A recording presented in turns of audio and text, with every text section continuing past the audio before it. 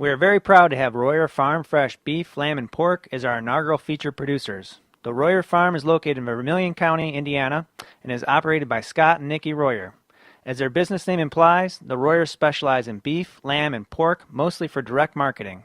Their farm is unique in that all of their animals are raised outdoors without the use of added hormones or antibiotics.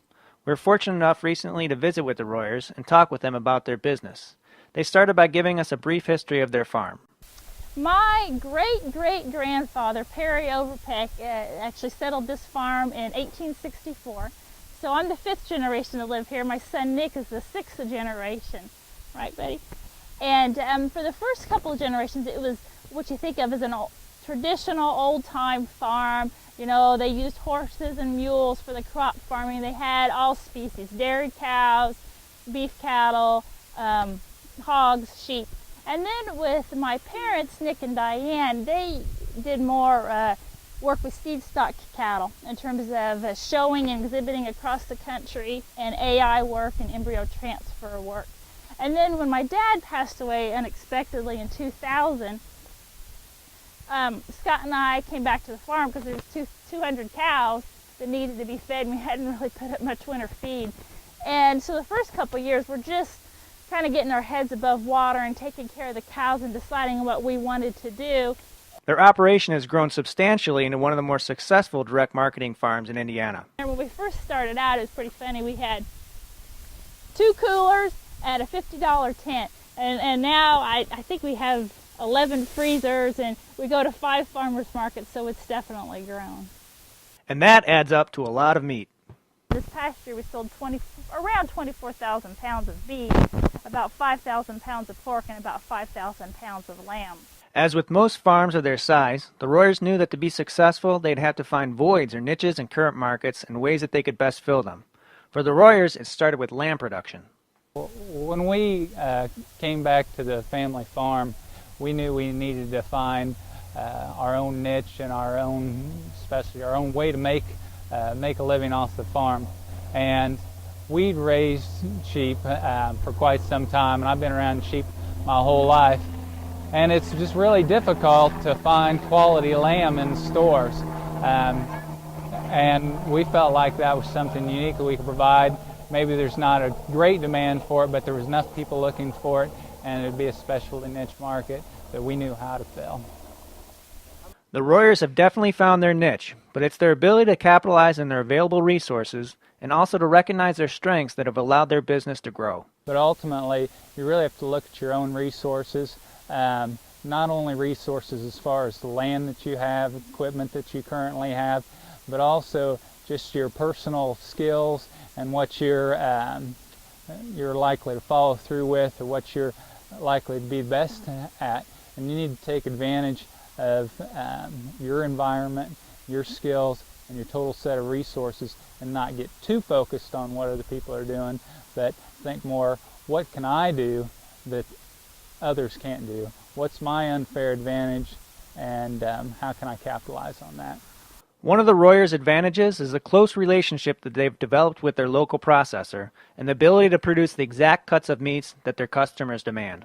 Over 95% of it is processed at Esselman Packing, and so that's a family-owned, state-inspected facility that's actually just about 2 miles from our farm. And as you look at a business trying to have unfair advantages, that's definitely one of our unfair advantages, to have a state-inspected processor that works so well with us, so close to home, because a lot of producers just don't have the facilities to get their meat butchered, and we're by far Esselman's biggest customer, and so they really work with us closely. And I have spent a lot of time in the butcher shop, in the cutting room, making sure the steaks are done the way we want, and especially the lamb, because they hadn't really processed a lot of lamb before, and so that was a learning curve for all of us to how best to optimize the carcasses, whether it be pork, lamb, or beef. That attention to customers' needs permeates through their business, starting at the very beginning of production, and it's what sets Royer beef, lamb, and pork apart from meat that you might find in the supermarket. Customers generally want no hormones, no antibiotics, and also they want to make sure that animals are raised in as low stress manner as possible. So we focus on all those things, and and in addition to that, excellent eating quality. It was evident that this stewardship also extends to the land on which the animals are raised. We have a pretty big responsibility that we take seriously. This farm has been in my family for 134 years. And, you know, I have a lot of respect for my mom. After my dad passed away, you know, she could have packed it in and sold the place, you know, and never had to work a day again in her life. But she gave Scott and I the opportunity to come back and continue the tradition. And I think that hopefully, if the boys are interested or their future cousins are interested in coming back to the farm, that we'll have a good infrastructure and we'll have taken care of the water and the land so they can build on it. But I think, you know, each generation kind of wants to make their mark, and it's kind of a trite saying, but you want to leave things better than what you found them, and that's our hope for what we're doing. The Royers are unique in that almost all the meat that they produce is marketed directly to their customers through farmers markets in Indianapolis and Terre Haute. The vast majority of our product we sell direct to the consumers through farmers markets, and about 60% of it we sell one package at a time. So a pound of steaks or a couple pound of roast at a time. But we've been going to the farmers market since 2003, so this is our 6th actual year doing it. And we're getting more what I would call volume customers. In other words, a family will buy a quarter of a beef or a half a hog or a whole lamb.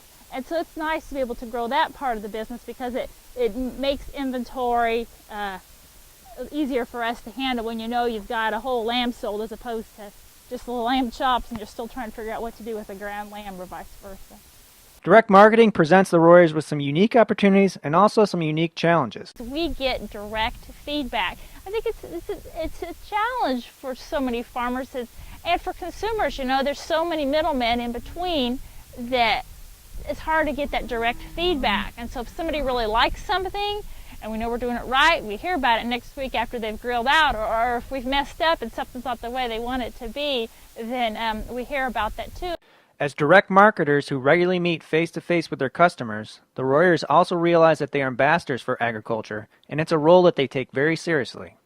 I think as farmers, we need to be spokespeople for the industry. Because, you know, it used to be farmers were great and people wanted to grow up to be farmers, and now maybe sometimes they're not thought of quite so highly. And so we want to bring a personal face to that and let people know that are 2 or 3 generations removed from the farm, kind of remind them what it's like. As we spoke more with the Royers, we found that the idea of sustainability applied not only to livestock production, but their business model as well. Well, I think as we look at the farm as a business, it's to optimize things.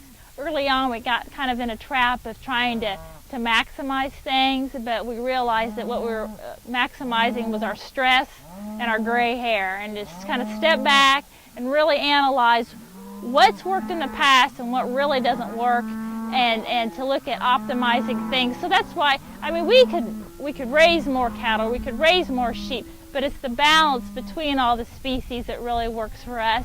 Finally, we asked Nikki to take us through a typical week at the Royer farm, lest anyone think that this is an easy job. During the market season, Sunday night or Monday morning, I'm doing the cutting instructions because on average we'll butcher 8 to 10 beef a month, a lot of lambs, 10, 15 lambs, and about the same number of hogs. So that's a lot of cutting instructions and working with the meat cutter. And then on Thursdays, Scott takes the animals in to be processed. And then that afternoon, we're loading anywhere from 600 to 800 pounds of meat every week, and then getting all the paraphernalia packed for the markets on Fridays, tents, tables, everything like that. When we go to the market, it's a long day. We usually get up at 3:30 in the morning, and we get home again about 5 o'clock that night because we're hitting 3 markets in Indianapolis plus a market in Terre Haute. Sunday, we rest a little bit, and then we start all over again. We thank the Royers for spending the day with us and teaching us about their business, and we're proud to showcase them as our featured producers. If you'd like to learn more information about Royer Farm Fresh beef, lamb, and pork, including information on how you can purchase their products, we encourage you to visit their website at www.royerfarmfresh.com. As always, thanks for visiting the site.